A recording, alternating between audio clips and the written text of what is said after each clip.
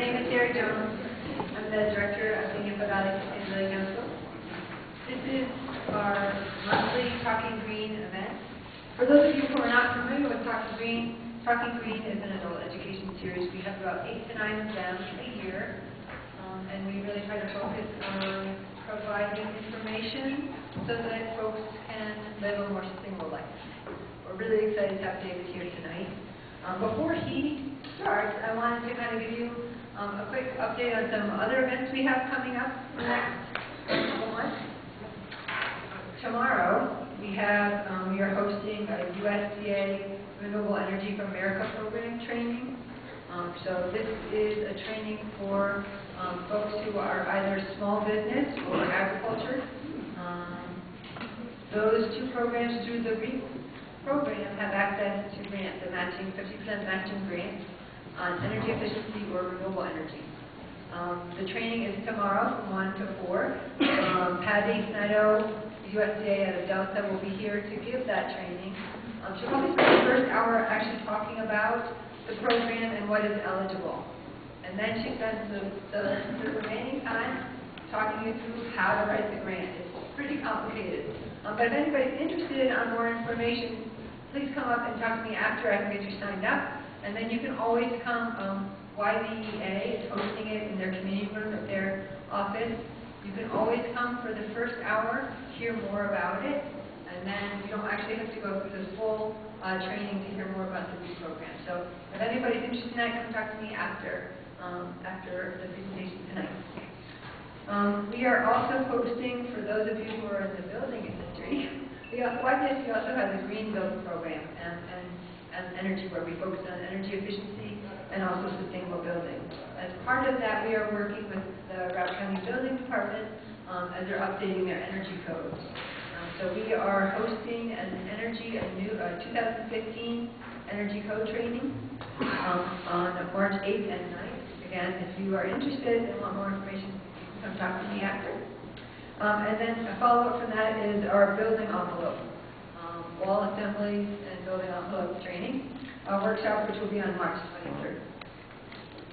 Our March Talking Green event is in partnership with Community Agriculture Alliance and Bud Warner, and it's a documentary called Just Eat It, and it's talking about food waste. So that's going to be a great one. That's March 24th at 6:30 in Library Hall. So those are some of our upcoming events. We have lots more, and again, I'm always happy to kind of talk about what we have going on, upcoming events and programs. So feel free to find me after if you want some more information. Of course, Talking Green and all of the Sustainability Council's programs wouldn't be possible without our sponsors. And our sponsors for Talking Green include Mountain Resorts, Steamboat Magazine, Creekside Cafe, and Link Cafe. So thank you to our sponsors. We also, the Sustainability Council would not be able to put on our programming without our partners. We rely heavily on our partners to help educate. As everybody knows, sustainability isn't just one thing. It crosses many, many disciplines, from energy, agriculture, bees, for goodness sake. We're talking about bees. From bees to building envelopes. So we rely heavily on our partners when we work on sustainability issues. So tonight we're really lucky to have Karen Gallon, Mary O'Brien, and these guys are going to be here. They have a book, Edible on Medicinal Plants in the Rockies. David's going to be talking tonight, but they're going to be available for questions after if you have questions about plants and plants that help bee population support. So they'll be here for any questions for you. We have the representatives from the TMC, Beekeepers Association, and the Routt County Beekeepers Association. I also want to put in a quick plug for Community Agriculture Alliance. David's Honey is on the Community Agriculture Alliance Marketplace. It's an online marketplace. If you're not familiar, it's like a co-op with a focus on local foods, meats, eggs, vegetables when they're available, as well as homemade items and honey. So if you're interested, we have some cards with information about the marketplace. Feel free to pick those up on the end of the night. I can answer some questions. We don't have anybody from Ag here tonight, but I'm able to answer some basic questions. We share an office with the Agriculture Alliance, so I know what they do generally on a day-to-day basis and can answer some questions about that. those are our partners, and we thank them for being here tonight. Now, on to our presentation. So we have David here, and we're really lucky that he's able to come and a local to talk about local beekeeping. So David is a Yampa Valley resident for 22 years. He and his wife, Christy, started beekeeping in the spring of 2013. It was Christy's idea to get bees, but David soon found himself fascinated with the bees and began spending more time observing and learning about them. They started with 2 colonies the first year, increased to 6 the next spring, and split their colonies into 12 last spring. Their goal is to increase their number of colonies by the end of this year. In his spare time, when not learning about bees, David likes to can the produce from their garden and make bees from them. Christy and David are trying to keep their bees as organic as possible. They do not medicate them in any way, are kept on their farm, and never moved out of state. The Trulies sell their honey online to the marketplace. Many beekeepers extract their honey, but the Trulies do not. Instead, they crush the comb and strain the honey to get the comb out. Since the honeycomb is never filtered or heated, it is as pure as you can get. Real, local, Routt County honey, 100% natural. The Trulies own a remodeling company, Trulie Custom Remodeling, and hardwood flooring company, Advanced Hardwood Flooring. When not working on their business, David is working on their farm. They have a large organic garden and orchard. They also raise chickens, geese, ducks, pigs, and lots of bees. So let's welcome David.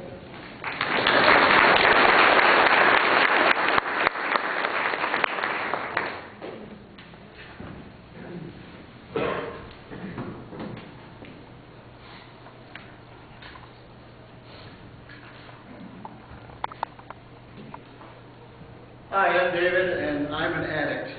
Hi, David. I'm addicted to beekeeping. Anybody here in the back? Yes. Yes? Okay. We started with 2 hives a few years ago. Now we're up to 10. We had 12, now we have 10. That's how beekeeping is. It was my wife's idea, Christy. She's to blame. She got me hooked. Or you could say that I was bitten by the bug. Bees are just crazy addictive. So, in a show of hands, how many of you have bees? Great. How many are you considering having? How many of you are considering having bees? Everybody else. And how many of you have already started getting ready to have bees? Okay. It's time to get started. And how many of you just kind of wandered in or lost? So these are the most fascinating thing that I've ever come across, and I'm 62 years old, and I can't learn enough. The more I learn, the more I want to know.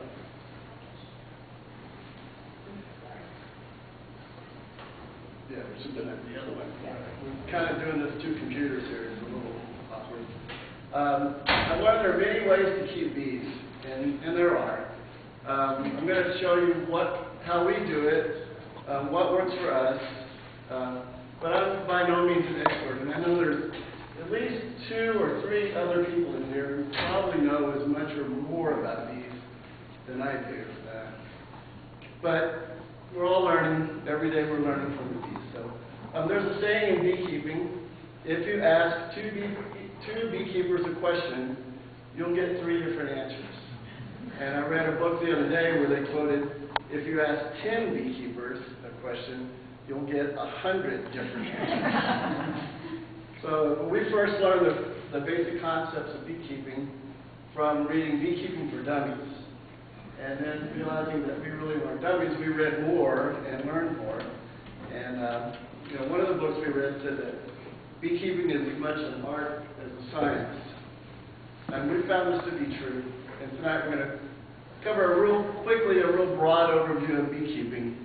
And again, I'm not an expert, but we've been doing it fairly successfully for a few years. So here's what we're going to talk about.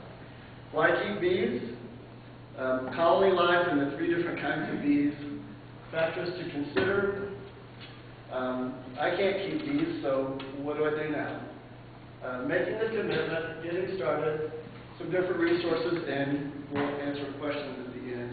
And if I can't answer it, there's a couple of other people in here probably that could answer it. although we might have 3 different answers. Anyway, but if you will, hold your questions to the end. Okay, so why keep bees? Well, it's kind of a dumb question in some ways. We want to increase the numbers of bees in the country.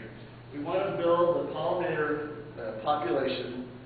There's great products that you can get from beehives, and like I said, they are fun and fascinating. So right now there's 2.7 million colonies in the U.S., they estimate, but there were 5 million in the 1940s. And of those 2.7 million colonies, every year at least 30% or more are lost to pesticides, varroa mites, which we'll talk about in a little while, CCD, which is colony collapse disorder, which you've probably heard because it's made the news a lot in the last, I don't know what year they discovered it. It was like 6 or 8 years ago, I think. And then a loss of plant diversity. The farmers are monocropping so much, and they're planting their crops to the edges of the field, so there is no natural wildlife anymore, or natural flora for the bees to eat, or for the monarch butterflies or anything to eat like that. So the lack of plant diversity is really affecting the bees also. So most of you have heard about colony collapse disorder, but there's not a definitive answer as to what's causing it. And that's where, I mean, it started first with a beekeeper in Florida, where he goes out to his hives, and I can't remember how many he had, several thousand, and he went and there was nothing there, just a few bees. They had all just disappeared. And no one really knows yet what it is. There's a lot of research being done. We went to a conference in October where all these scientists gave all of these papers of different things, and incredible research is being done on bees right now. And anything that you can think of, and a lot of things you would never even imagine, people are researching on bees. It's really believed to be a combination of things. In particular, there's a new class of insecticides that were introduced in 1997 called neonicotinoids. And they're approved by the EPA. The use of neonicotinoids in farming has just skyrocketed in the last 10 years. And one of the scientists gave a paper at this conference we went to, and he said, yes, the EPA approved these, but what they didn't approve is the combination of that pesticide with a fungicide and an herbicide. And he said what's happening is those are having a synergistic effect and making that pesticide far more powerful than it ever was. And then he said what they didn't know either is that it has a half-life of 3 years in the soil. So they're coating seeds like corn and soybeans with neonicotinoids before they plant them, and then those neonicotinoids are systemic and they go into the plant system, and if a bug comes and eats that plant, it kills the bug just from eating the plant. But it's also putting the neonicotinoids into the soil, and it's there for 3 years. And then the next year the farmer comes along, he plants some more seed, and so you have a cumulative effect. And then they're spraying more fungicides and more, well, I'm going to get off my soapbox here. Anyway, it's very, very serious. And you're finding neonicotinoids in flea sprays for dogs and cats, and anything that says Bayer crop science on it, if you go to your local big box store, which we don't have any, but even Ace sells Bayer crop science products, and they have neonicotinoids in them. And I beg you, please don't use them. Because if you spray them on the bee, they will kill the bee right then.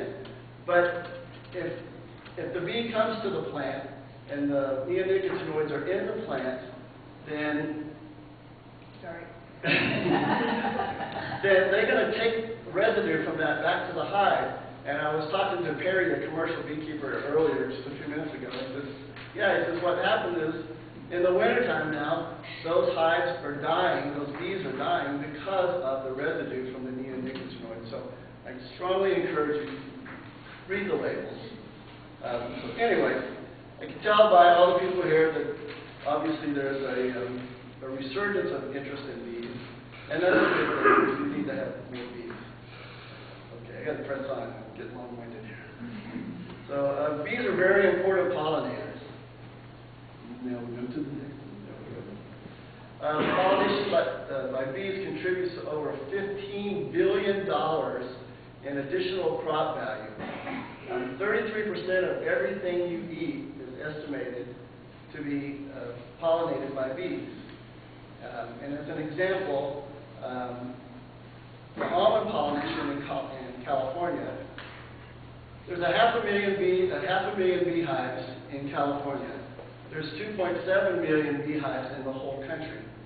The almond pollination, they need 2 million beehives in California every year to pollinate the almonds. If they didn't have those, there wouldn't be an almond crop. And something like 90 or 95% of all the almonds in the world are grown in California. So all the commercial beekeepers, or at least 1.5 million of those from all over the country, have moved their bees to California right now to pollinate the almonds. And they'll be trucked there on semis from as far away as Maine and Florida. So bees are very, very important pollinators.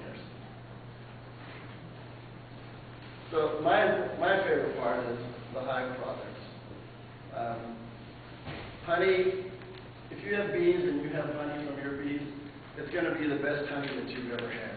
We've given honey to people who didn't like honey or thought they didn't like honey, and they immediately changed their mind. So if you have a hive, you should get somewhere between 20 and 60 pounds of honey from your hive, depending on the year. And it's just like any agricultural crop. Some years are good, some years are not so good, some years are great. And you can make mead. I personally make mead, and I enjoy it. You also get beeswax. Beeswax is great for candles, for cosmetics, for woodworking. You can get pollen from the hive. This is pollen that we collected. A lot of people believe that this has health benefits. And then there's another product called propolis that you can get. And then in some countries they eat the royal jelly and they eat the larvae of bees. We don't do that. So bees are fun and fascinating, like I said before. I'm just crazy about bees. Anyway, they're very entertaining. It's fun to sit out there and watch the bees come and go. But I do want to caution some of you who think that maybe you're going to get bees and get rich from having bees. Unless you have hundreds of hives, you probably won't get rich having bees. It took us a couple years just to make up for our initial investment in the hives that we bought and the bees that we bought. So, but they're fun anyway. And most books will tell you not to expect to get any honey the first year. You know, most people will get some honey the first year, but most books just tell you don't get you're shaking your head here. Don't expect to get any honey the first year. It's a slow process of some sort. Okay. So we talked a little about why keep bees, colony life, and 3 different kinds of bees. So since the beginning of time, bees have lived in trees, and they still do. But humans began keeping bees about 9,000 years ago by creating artificial hives. So what's a hive? A hive is not there. A hive is a structure that a colony of bees live in. Now, a lot of people say, oh, I have so many hives. Well, you really have so many colonies.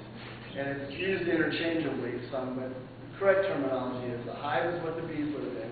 A colony is the bees. Okay, there's several different kinds or styles of hives. And like I said, there's a lot of different ways to keep bees. On the right is a skep. It's the way you used to keep bees. And basically, it's a upside-down basket. People would catch a swarm and they would put it into the basket, and the bees would then start making comb in there. But the downside of it was, when you wanted to get the honey, you had to destroy the hive to where the colony, the hive in the colony, to harvest the honey. So then in 1852, L.L. Langstroth patented this style of hive. He noted that if you give a bee 3/8 of an inch of space, so it's about like this, they won't make honeycomb there, and they won't seal it up with propolis. So he named that bee space, brilliant. And that's become, and so then he developed these hives like this that have frames, that have removable frames. So the bees put their, they make comb on here, and they make their honey on here, and the queen lays eggs on here, and the bees live on this, but you can take this out then and harvest the honey. And all these frames have bee space of 3/8 of an inch. And I guarantee you, if you leave more than 3/8 of an inch here, those bees will fill it up with comb or with propolis, which is like bee glue. Bees have their own mind sometimes. Anyway, but the benefit of the Langstroth hive was that it had removable frames, and this is the most common type of hive in existence today, at least in the U.S. And we'll get into that in just a minute here. And that's, you know, the best part about it is that you don't have to destroy the hive to get the honey, to harvest the honey. Like here's a frame that's full of capped honey here. And this is probably 2.5, 3 pounds of honey. Okay, so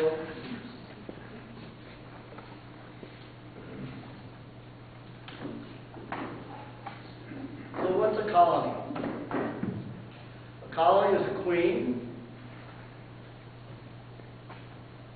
and about 60,000 worker bees that are all female. Could be less, could be more. 5,000 worker bees is a colony, but typically in an average colony you'll have about 60,000 worker bees in there, all female, and they do everything except lay eggs. And then you'll have about 200 to 1,000 drone bees in there, which are the male bees, and they don't do much of anything. They just sit around. Oh, but they wait for their chance to mate with a virgin queen. So the queen is the only one who can lay eggs, and her main function is to create more bees. She only mates one time in her life. She's larger than the workers of the drones, and she typically lives from 2 to 4 years. She can lay as many as 2,000 eggs a day. And that's equivalent to her body weight. She'll lay more eggs than her whole body weight in a day, every day, when she wants to. Now, she determines how many eggs she's going to lay that day, depending on the time of the year. So as you're going into winter, or in winter, she doesn't lay very many eggs because she wants to conserve the resources of the hive, because the bees are going to eat honey through the winter to live because they can't fly around. So she wants to shrink the colony down, so she doesn't lay very many eggs in the late fall and in the winter, just enough to keep the colony going. But now in the spring, and starting about right now, she'll start laying a lot of eggs, and then in the peak, right before all the flowers start blooming and the dandelions bloom, she'll be laying 2,000 eggs a day.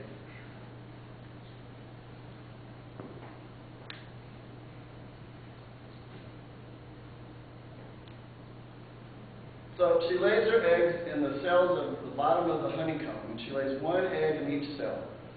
And then the eggs are attended to by the worker bees, those eggs will hatch out in about 3 days, and then the worker bees start feeding it. The female worker bees will start feeding the little larvae that are in there. And then, after so many days, and I don't remember how many days it is, they'll cap over that honeycomb so those larvae can grow in there. And then they'll hatch out in 21 to 24 days, depending on if they're going to be a worker bee or a drone bee. Okay, so this blows my mind. Think about these numbers. In the peak season, the queen will lay 2,000 eggs a day, 7 days a week, and in 21 days, that first egg will hatch out. In those 21 days, she will have laid 42,000 eggs that will become future bees. And that's how a hive can go from just a handful of bees towards the end of winter to a huge hive full of bees. And she does that so there'll be lots of bees to go out and collect the nectar and the honey, or the nectar and the pollen. So, and that's under ideal conditions, but that just blows my mind. So the bulk of the bees in the colony are the female worker bees. And you can have, like I said, you can have 60 to 80,000. I mean, I have heard of hives having 120,000 in them. I mean, that's a massive hive. But those worker bees now, they're all female. I just want to keep stressing they're all female, and they do all the work. They do everything except lay the eggs. And from birth until the time that they're 21 days old, they're working inside the hive. And you can tell how old that worker bee is by what that worker bee's job is. So like from the time they're 1 to 3 days old, their job is this. And from the time they're 3 to 5 days old, their job is this. And they do everything in there. They create the comb. They tend to the brood. They store the pollen. They make the honey. They cap the honey. They clean the hive. They guard the hive. They feed the queen. They even feed the drones because the drones are lazy. And they do everything in the hive except lay the eggs.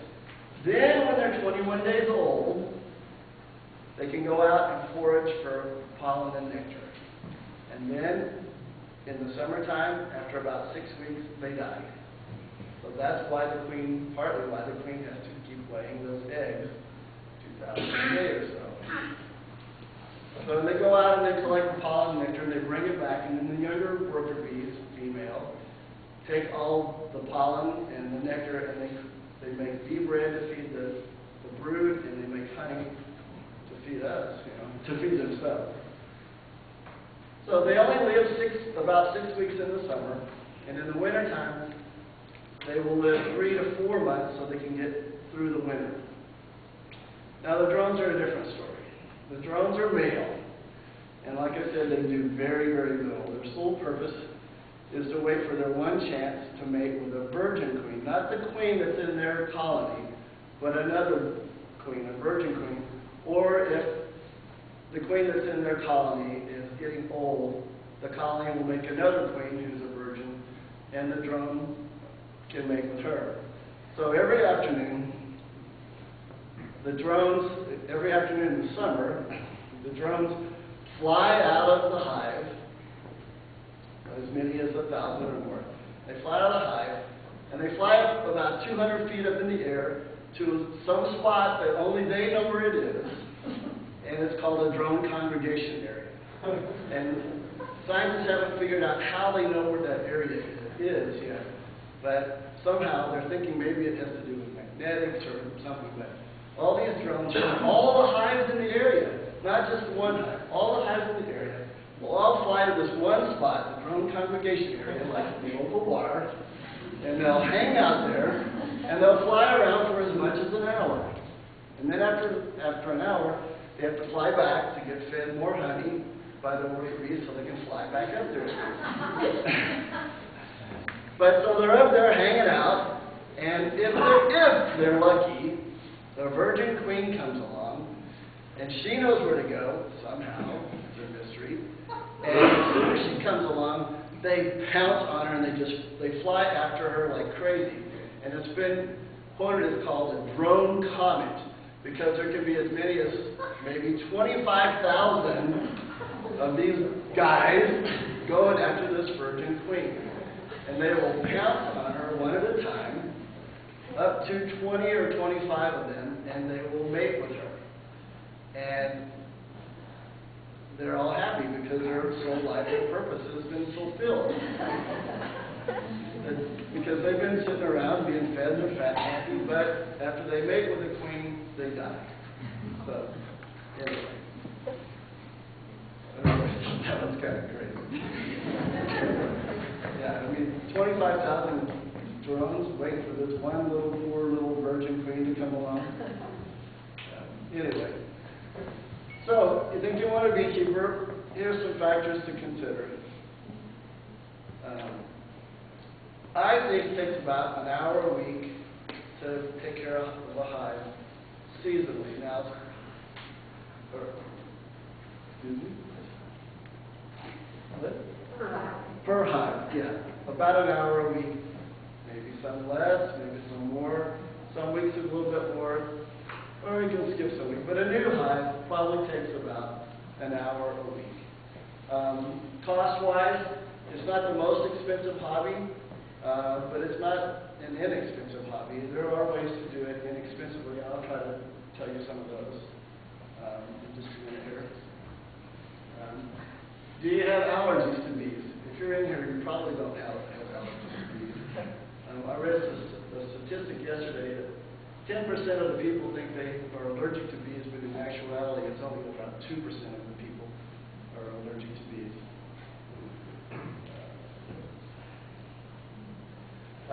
Is someone in your family allergic to bees? It might not be a good idea if somebody in your family is allergic to bees. Most people are allergic to wasps, and less people are allergic to honeybees. In the 3 years that I've had bees, I've never been stung working the bees when I'm actually suited out and doing bees. Now, I've been stung in the garden because I did something stupid like swatted a bee, but working the bees, I've never been stung. You need to have a location where you can provide water for them, or there's a water source, and they need to have a free flight path. So they need like 10 or 15 feet in them so they can fly out of the hive, and not like where your hive's by a sidewalk or something like that. So a little ways out of the way, and it should be south facing is best. Timing-wise, this is the best time of year to start planning to have bees. There is a shortage of bees this year, and you're going to want to order bees, and I have a feeling there's going to be a lot of people who won't be able to get bees this year. So, anyway, this is the time to start planning for them. So, if you can't have bees, what can you do? Looks like almost everybody in here plans to have bees. Well, if you can't, you can grow flowers and plants, which will help the bees. You can plant blooming trees. Personally, I'd like to see a lot more blooming trees planted than non-blooming trees. You can offer to help a beekeeper. I wouldn't turn down help, probably. I don't know. I know a lot of commercial beekeepers who always need help, especially if it's free. You can find somebody who has a place where you can keep bees if you can't keep bees at your house. You can support local beekeepers by buying honey locally and not the stuff that's in the grocery store. And you can just by buying organic foods, it will help the bees. Okay, so what are you going to need? This is the first thing you need here. This is just the basic hive. It's got a bottom board on it. You'll need a stand or some cinder blocks or something to set your hive on. It's got a bottom board here. It has, the first box is called a deep or a brood box. And then inside of it will be 10 frames.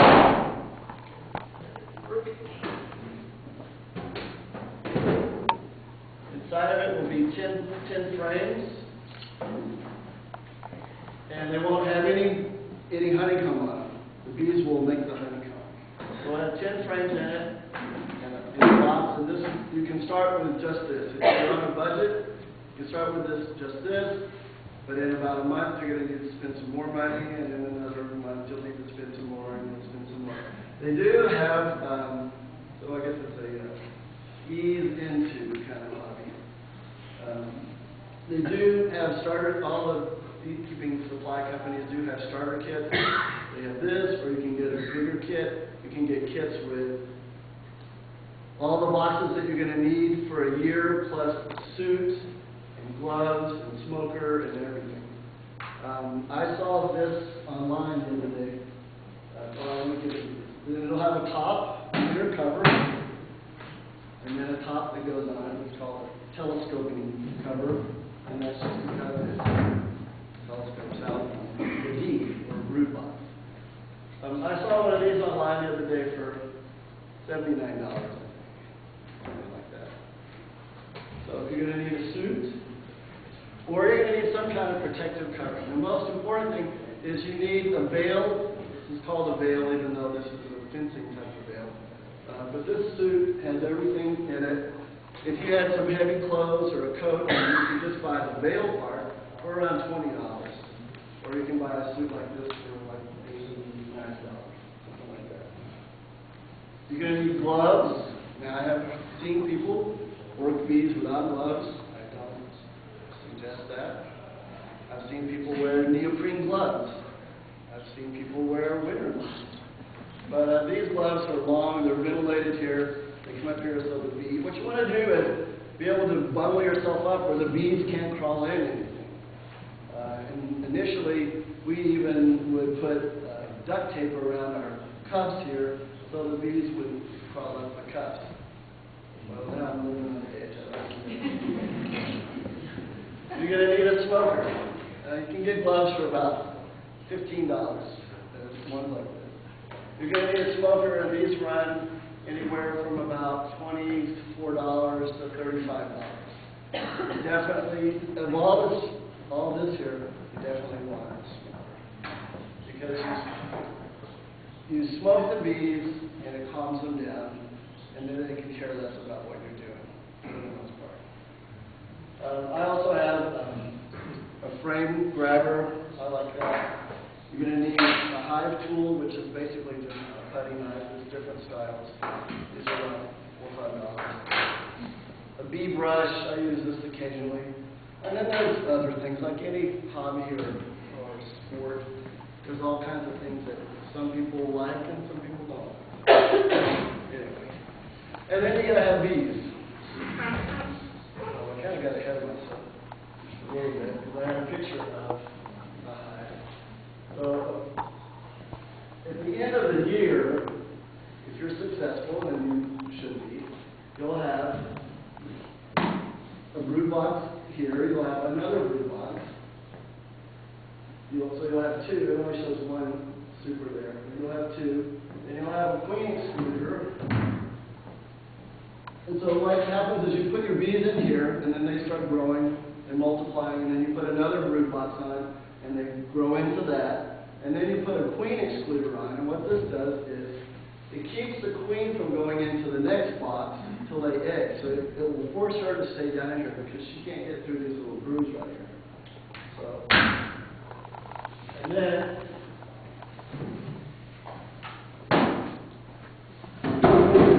so after about a month and a half, 2 months, this is what your hive would look like. You'll have 10 frames in each one of these. I didn't bring all the frames because it's just too heavy. And then you would put the queen excluder on, which keeps the queen from going up into the next box. And the next box is called the super. It's a little bit smaller. This is where your honey comes from. There will be honey in here, but this is honey for the bees. This is honey for you.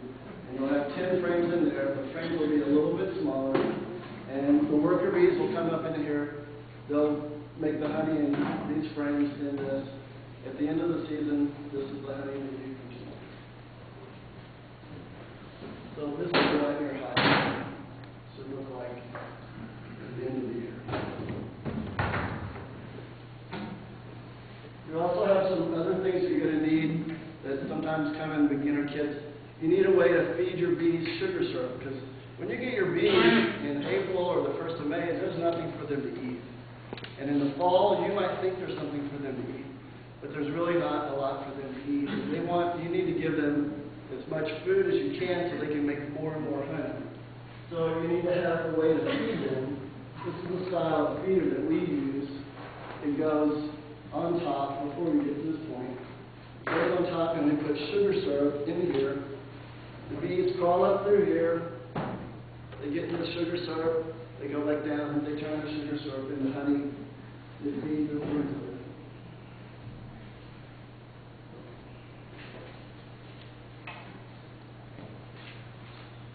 So you can get the hives in the boxes, assembled, unassembled. You can get them. You can buy them painted. You can paint them yourself. I suggest that you paint them so they'll last longer. But like I said before, you can start with just a bottom board, a brood box, the 2 covers to get started. But then in about a month, if your bees are growing like they should be, you're going to need another box, and then hopefully by mid-June or so, you're going to need a super to put on there so you can start getting some honey.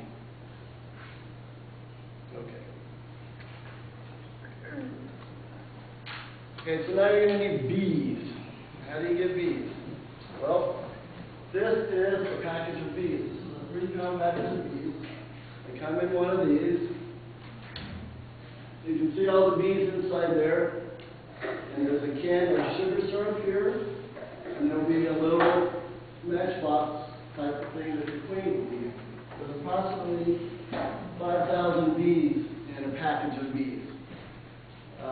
You can order bees, you can order packages of bees right now. Like I said, there's a shortage of packages available this year.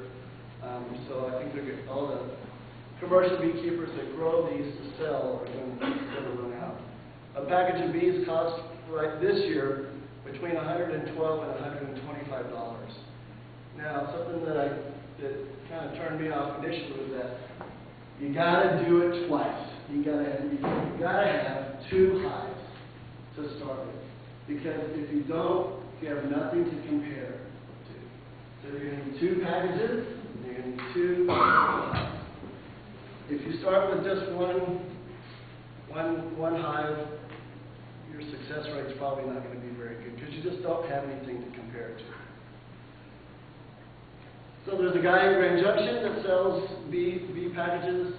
All the bees, most of the packages come from California. He brings up thousands. He delivers them to Grand Junction. He delivers them to Denver. It's online. Everything's online. He does it on different Saturdays. He delivers bees to different areas for like 5 different weekends. You can get. We've ordered some additional bees, and the Rock County Beekeeping Association Bee Club. Everybody in that has ordered some packages of bees. We're trying to pool all the orders together so maybe only one person goes and picks up all the packages for everybody. And that'll be August the 20th, April the 23rd, I believe it is. You can also get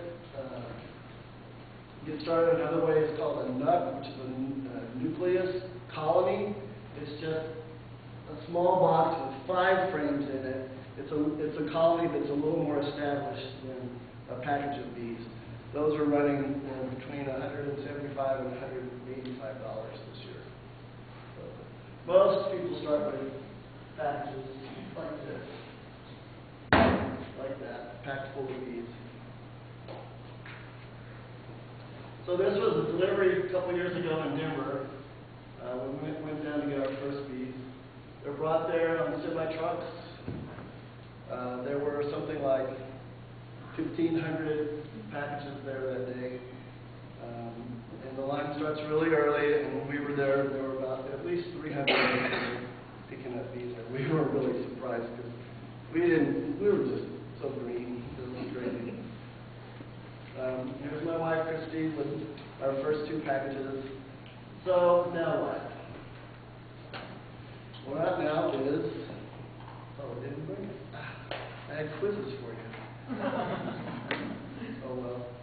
So I skipped the quiz because we're probably running over anyway. It was things like, how much honey does a bee make in their life? Anybody know? Anybody know? 1/12 of an ounce. That's like tiny amount. And then there were questions like, how much honey, if a bee was to fly around the world, how much honey for fuel would it take them to do that?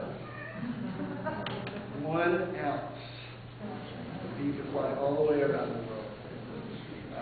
How many flowers does a bee have to fly to, or how many flowers does a bee visit on a trip out to forage? Anybody have an idea? Between 50 and 100. And the interesting part about that is that they only go to the same kind of flower. They don't go to like daffodils and zinnias and marigolds. No, they only go to dandelions on that trip.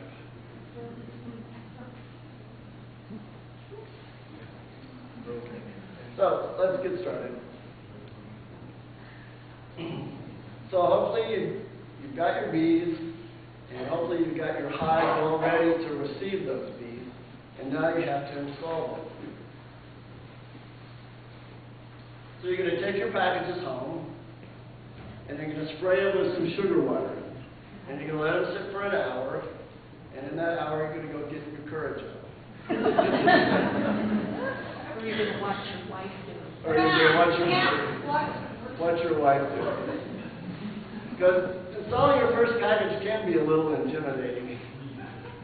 So you're going to remove 3 frames from your hive. I'm going to take all this apart here. But you're going to, because you can see it in the picture, you're going to take 3 frames out of your hive, and you're going to take the sugar can out of this. And you're going to put something over it real quick. Now the bees probably won't fly out, but you don't want to give them a reason to fly out. And then you're going to go inside here. There'll be a queen cage inside there, and it looks like that. Okay? And you're going to remove the queen cage, and you're going to check to see that the queen is alive. There's a queen in there, believe it or not. So in one end it has a cork in it, and you're going to pull that cork out, making sure that the queen doesn't get out, and you're going to stick a marshmallow in there. And then you're going to take that little queen cage, and you're going to put it down between the frames in your hive. All this is online. There's a million videos on how to do this. Okay? Then you're going to pour the bees into your hive just like they were beans. And they will just fall out like they are beans. They can care less about what you're doing because they don't really recognize that queen yet. They don't have a home. They don't have any brood to protect. They're just hanging out, literally. And you just pour them out. And then when they won't come out anymore, you're going to shake it and make them all fall out into the hive. It's a crazy experience if you've never done it. First time was pretty wild. So then you're going to replace the cover on your hive.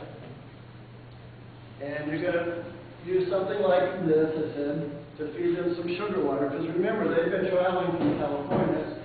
They're tired, and they don't have anything to eat. So you're going to give them some sugar water. And we also like to give them a pollen package. I'll show you a picture of that in just a little while.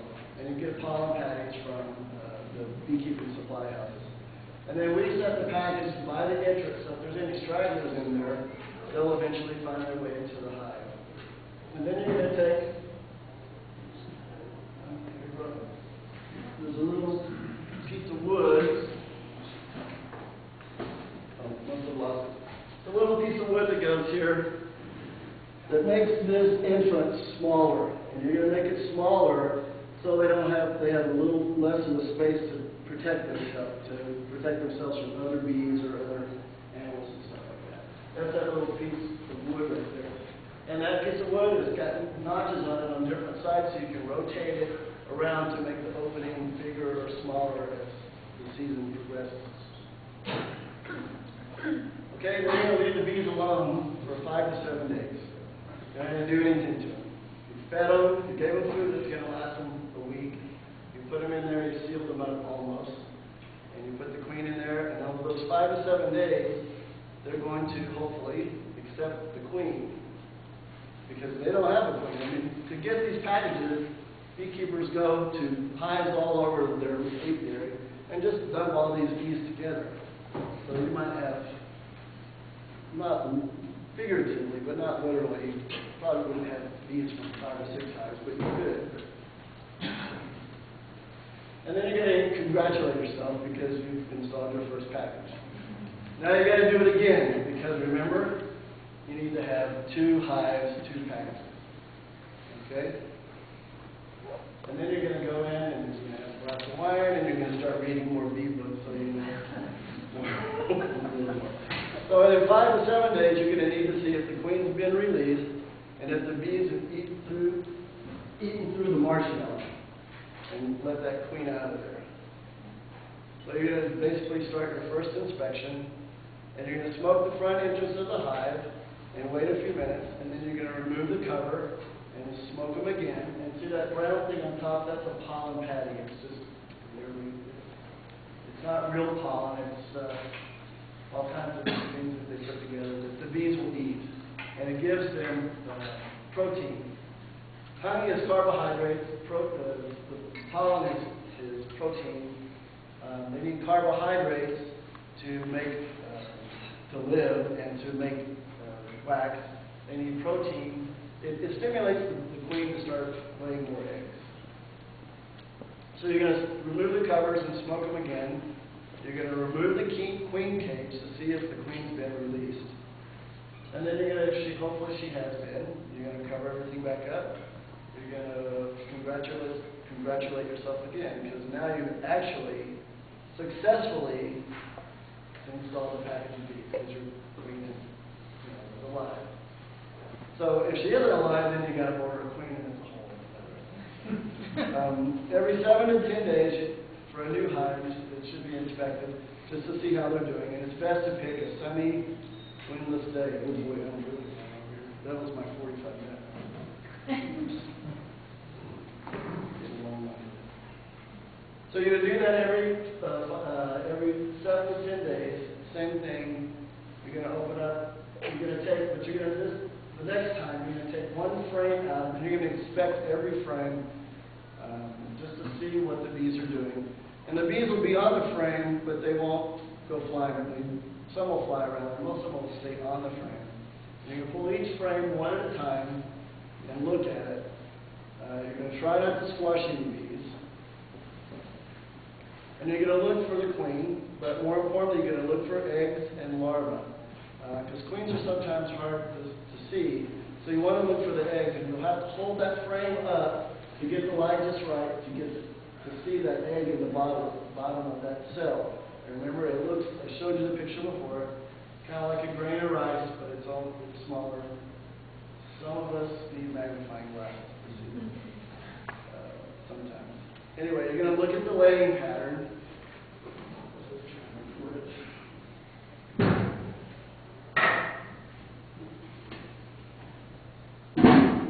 Because the queen will lay her eggs in the middle of the hive. On the outside, the workers will make comb that has honey in it, but she'll lay her eggs in the middle of the hive in kind of a football shape. And this is where the queen has laid eggs here. And then they'll put pollen here, and they'll put honey around it. And you want to look to see if she has a pattern that looks like that. Because if you don't have a good queen, she'll just do all kinds of crazy things. She won't have a good pattern. So that's why you do inspections, to make sure you have that there's eggs, that there's a queen, or that there's eggs in there. But sometimes queens get squashed when you do these inspections. Sometimes queens just die. If you don't have a queen, you don't have a colony. The hive's going to die. The colony's going to die. So you're going to do that every 7 to 10 days. And then now you're really a beekeeper. And everything else is management or harvesting. And you want to do that every 7 to 10 days. And then so after the bees are drawn out, because remember these frames look like this, there's no beeswax on them or anything. So after the bees have drawn comb on 7 to 8 of these frames, then that's your signal to put the next box on. And after they draw out 7 to 8 frames in the next lots, then it's time to put on your queen excluder and your super. Okay? That makes sense? You don't want to give them too much space. You don't want to get too far ahead of them. Okay? Because as the queen is laying eggs and the size of the hive is growing, then they can take on basically more work. So after they've gotten like 8 of these, the comb drawn out on 7 to 8 of those, then you give them more to do. Keep them working. Okay, so then when you get to where you have the super on here, again, that's going to be your honey. Okay, so over wintering, we put 2-inch foam. We put all of our hives together. We put 2-inch foam around them. There's other beekeepers I know that they just shovel snow on them because the snow will insulate them. I mean, what the bees do is they get inside there and they eat the honey for energy and for food, and they cluster together in a real tight group. And the colder it gets, the tighter that cluster gets. And they can just joint their wings, but then they use their wing muscles and they shiver. And that shivering creates heat, and it'll be 92 degrees. I mean, I guarantee you right now, if you go out and put a thermometer on my eyes, it'll be 92 degrees inside the center of that cluster. Now, they're not heating the whole hive to 92 degrees, just the center of the cluster where the queen is and where the brood is being raised. And the bees that are on the outside, they're cold, and when it gets to around, I think it's 42 degrees, they can't really move. So the bees on the inside will pull those bees into the inside of the cluster, and they rotate out. And they're constantly doing that, and they're constantly moving during the winter, all through the hive to eat the honey that's in there.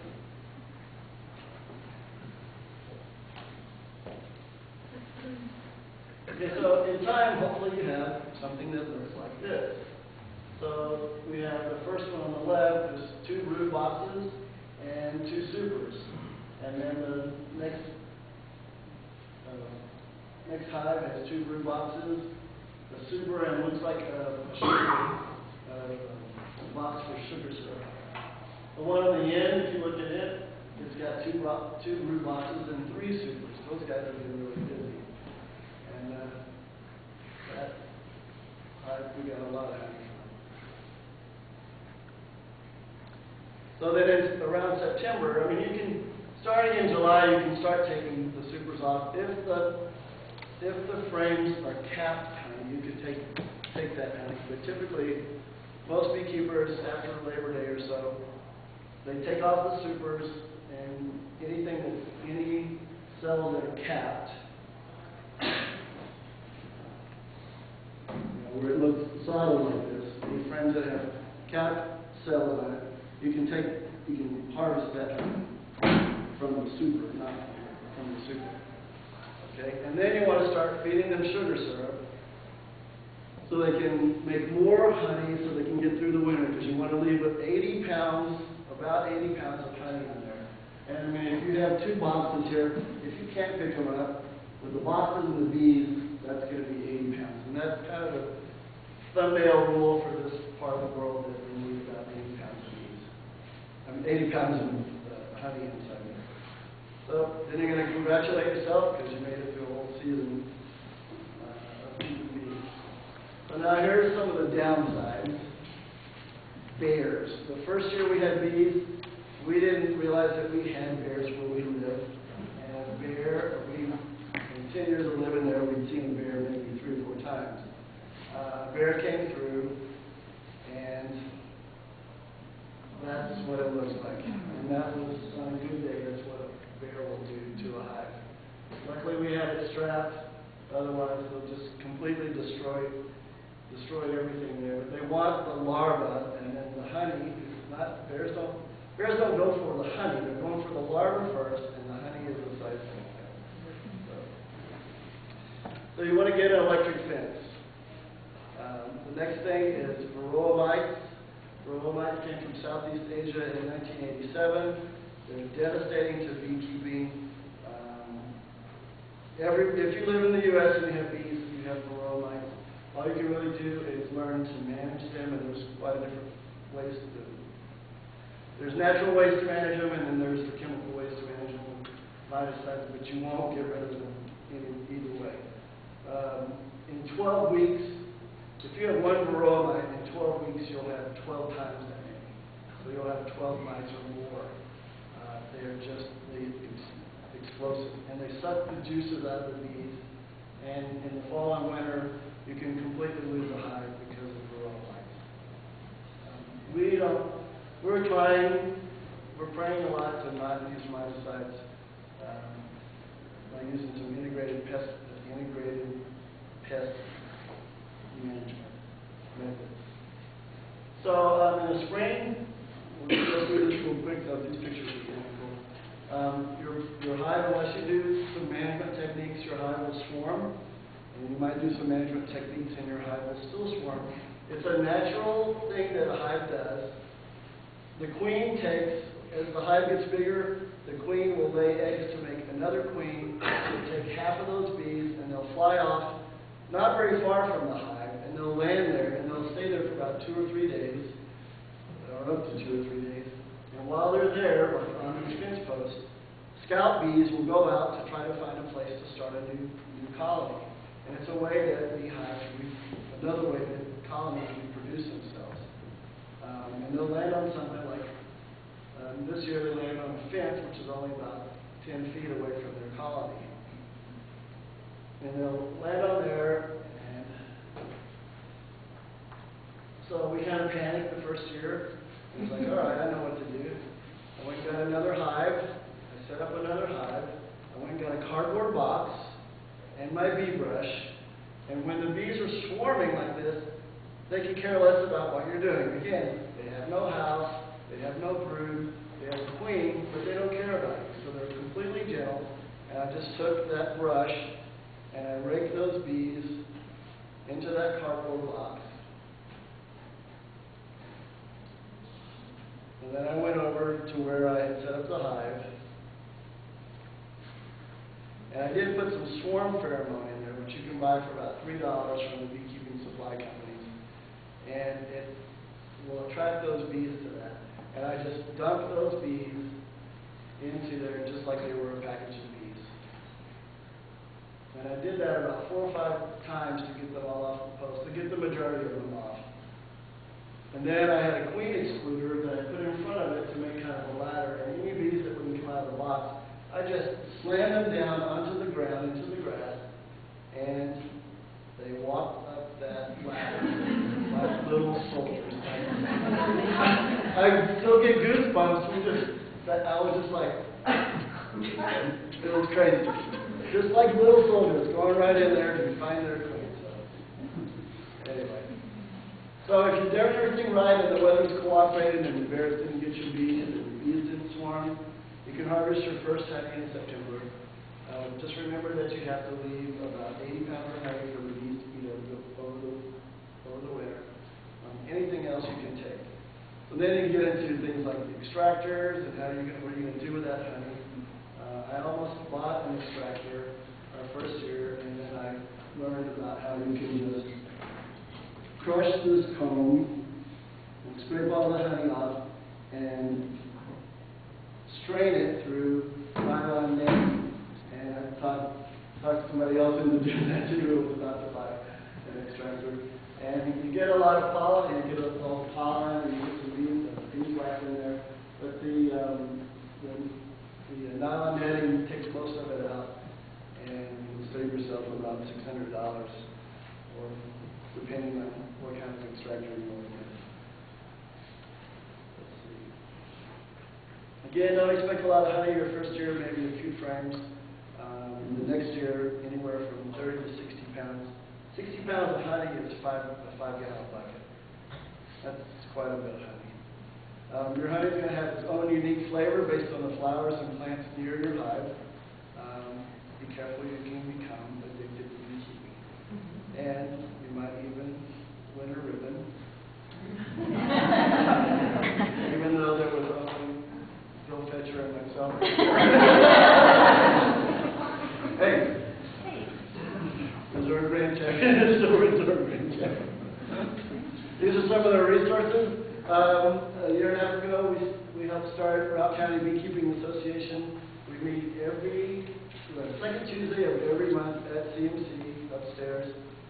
Check our Facebook page for the location. Colorado Beekeeping Association is great. They have two meetings a year. This past year they sponsored a big conference, which was great. Beekeeping for Dummies. There's lots of books. There's lots of websites. Here's a couple sources for packaged bees, or if you want to get a nut, Highland Bees has nuts available. I like Man Lake. I like Western Bee Supplies. But there's a lot of good suppliers out there. I particularly like Man Lake because if you buy $100 worth of stuff, you get free shipping. And it's not hard to order $100 for breakfast flowers. Beesource.com is a great beekeeping forum. Just know that you're going to get 100 different answers. You know, you're going to get at least 3 different answers if you ask a question. Jonathan Lundgren is my new hero. He's a scientist that worked for the USDA, who did work for the USDA until he published papers that they didn't want him to publish. And he's a whistleblower now. He started his own farm. Look him up, support what he's doing. He's doing some great research. The CAA Marketplace, and thank you to my photo credits, and thanks to the National Sustainability Council, CMC, and questions. Would you go back one more page to your resources, please? We have copies up here. I can go back, but we have copies up here if you can take home. Did you have a question about one of those? No, I just needed to write it down. There's a ton of stuff on the internet. And we will have, also, we're filming, so we'll have this saved, and it'll be on a YouTube video on our website. We'll also have David's PowerPoint on our website, and a copy of a PDF of the resources on the website. So, Are there any restrictions for having bees within the city limits? I'm sorry? Are there any restrictions for having bees within the city limits? I don't think so. They're Not in not. the county. But yeah, we actually talked to Barb Wheeler, who is the code enforcement for the city, and she actually looked. There are no restrictions for beekeeping in the city of Steamboat. More questions? Any more questions? So what if you like your house is on above a hill and you won't have bees like on the hill that's like this deep? Could you have a like a difficult hole to put the hive in, but they can only go one way, so they can go like another way? Would that be okay? That's really what they come. Okay, is it okay to have a colony on the hill? Sure, just build a stand and put them on it. It's flat. Oh, You bet. Yeah. It was like this bottom board for us. I have 2 cinder blocks, and then I have 2 4x4s on top of the cinder blocks, and then this all sits on the cinder block. So the stand is about 16 inches off the ground, or maybe 20 inches off the ground. It's better to not have them sitting on the ground. I mean, I didn't bring a stand. You can actually buy little stands to put underneath them. But everything I was doing to get them off the ground. Even the commercial beekeepers, they put them on pallets to get them off the ground. And you were talking about a water source for the bees? Yeah, anything. I mean, Bird bath? yeah, bird bath. But put some sticks or something in it so they can land on it and they don't drown. Yeah, but they do need water. They take that water back to their hive in the summer and they use it to cool the hive. It's amazing things. Do you plant any flowers?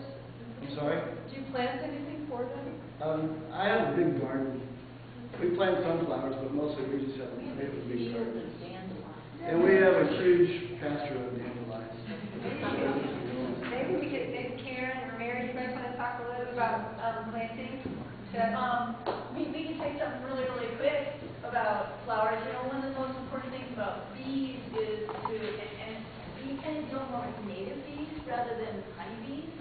So probably the 2 most important things when we look at gardens and how we kind of design gardens is, number 1, look for their food sources for the adults, but also look for areas where they can nest. And there's such a big variety of bees out there, from, you know, digger bees that are in soil to carpenter bees, which are in cavities. You know, learning a little bit about some of our native bees. I know this is not, they don't produce any honey or anything, but they're such a valuable part of our ecosystem that it's really important to support them as well. So we look at both food sources for adults, pollen and nectar, as well as the nesting sites. But as far as honeybees, you're really looking for plants that have landing spots. So, petals come out like this, a landing spot where they can kind of come and land and then go into it. So, early season are dandelions, dandelions, and then, as you go through the season, you get into things like flea veins and echinacea and beccas, things like that are pretty much best for honeybees. They really do like the mint family. They like plants that have some aromatic qualities to them. They like purple and white. They don't see red. Yellow's another good one. So you'll be thinking about the color. Members of the Brassicaceae family, so the dill and some of the wild plants like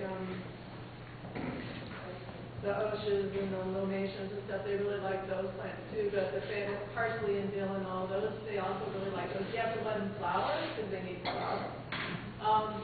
So there's a lot of just your everyday garden plants that are really, really good.